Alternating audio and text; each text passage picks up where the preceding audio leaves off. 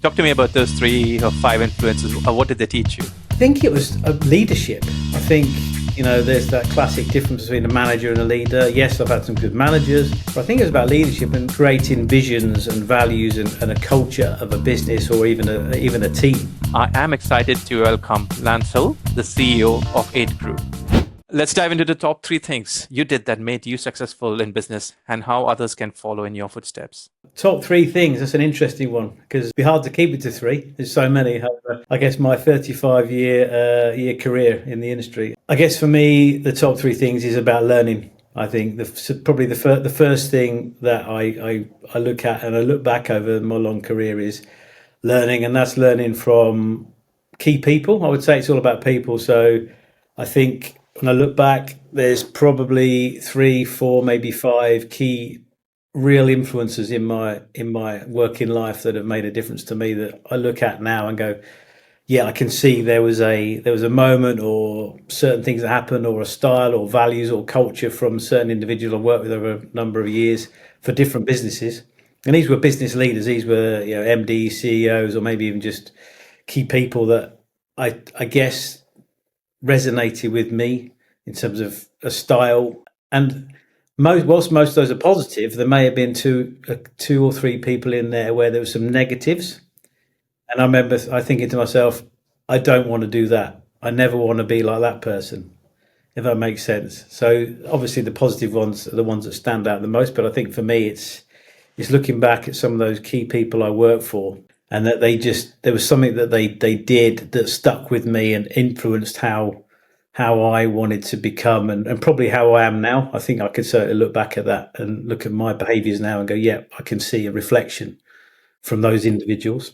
I think that's the first thing. Talk to me about those 3 or 5 influences. What did they teach you? I think it was leadership. I think, there's that classic difference between a manager and a leader. Yes, I've had some good managers, but I think it's about leadership and creating visions and values and a culture of a business or even a team. And again, having worked for, I guess, a range of different businesses, I've worked for SMEs, and we're an SME now.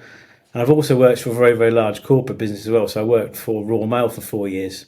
And I went from the printing industry, which is what I'm in, which is mostly sort of small and medium business. And you go into a very, very large organisation like Royal Mail. It's a very different structure, very different from a cultural viewpoint as well in terms of how teams are managed. So I think it was just leadership and values and creating, I guess, painting a picture, being visual about, right, this is the journey that this leader wants to go on and how you get everybody, I would say, get everybody on the bus. We're all going in one direction. Let's make sure the business or the team is going in the same direction.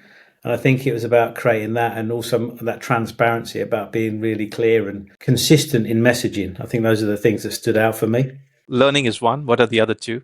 Going above and beyond. I think I was very, very fortunate from a young age when I first started my career, and certainly when I first went into I came from a production background originally, but when I moved into, I guess, more of a sales and marketing sort of office-based environment, I was very fortunate. The first company I worked at where I spent my first sort of 4 or 5 years, it was a business that had a very, very strong reputation for customer service, for going above and beyond. And I think, again, I've been fortunate that all the businesses I've worked at, probably bar maybe 1 or 2, that's always seemed to have been the DNA, where it's about, being the best you can be, going above and beyond, going the extra mile, all around customer service, because, I think that is what stands out. And I think looking back at my career, I've learned that from others. I've worked in businesses where that was kind of core to what they did, but then also that's the culture that we've created here and what we've done here, and that is about going above. And it's about reputation. I think if you get a reputation in whatever industry you're in for service and excellence in service, then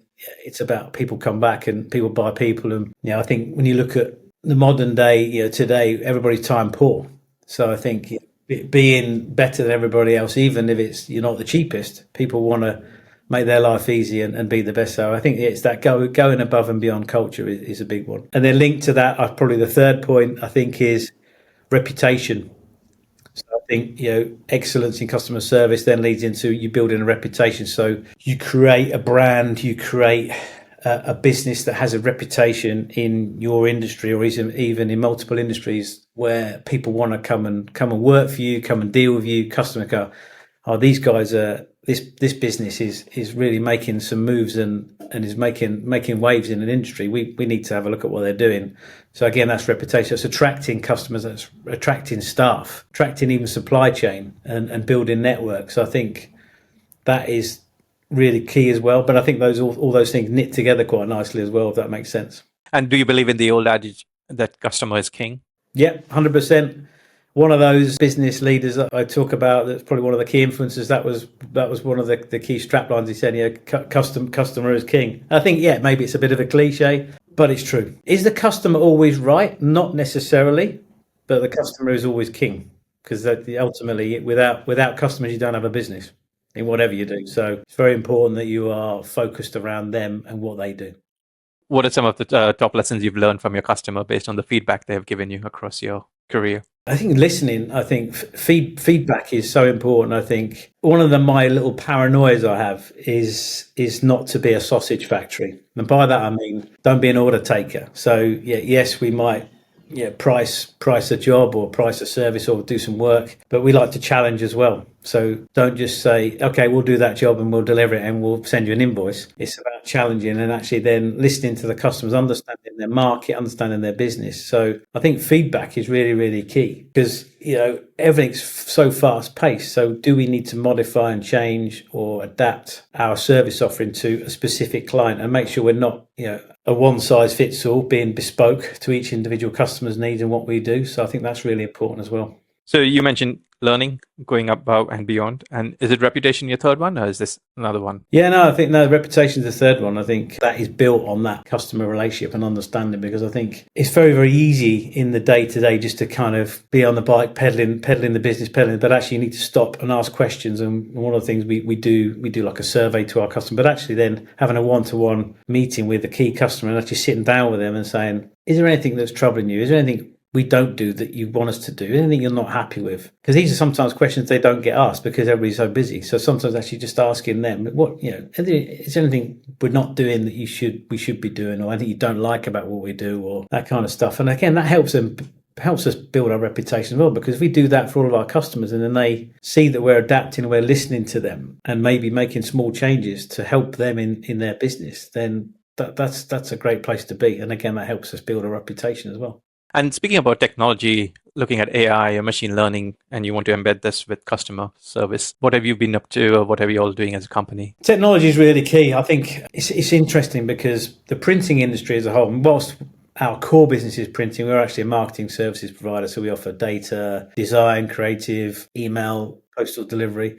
But technology is actually a really, really key part of what we do, because digital printing has moved on significantly. And we're looking at AI at the moment. We're starting to look at embedding that into certain things internally. And a couple of our guys are looking at going to on conferences and webinars, understanding more about how AI can come into our sector. So technology is actually really, really, really key. And also around efficiencies as well, because the model of our business, like many others, has become so much more fast-paced. We need automation. If we didn't have automation, I'd have to employ another 10 people, which just wouldn't work, viably and from a commercial aspect. So technology and automation, efficiencies are critical, I guess, in any industry, but in ours just as much as any other. Is that it's something we have to be aware of and are investing in, have been investing in for a number of years now. So technology is key, and I think AI will see more and more of.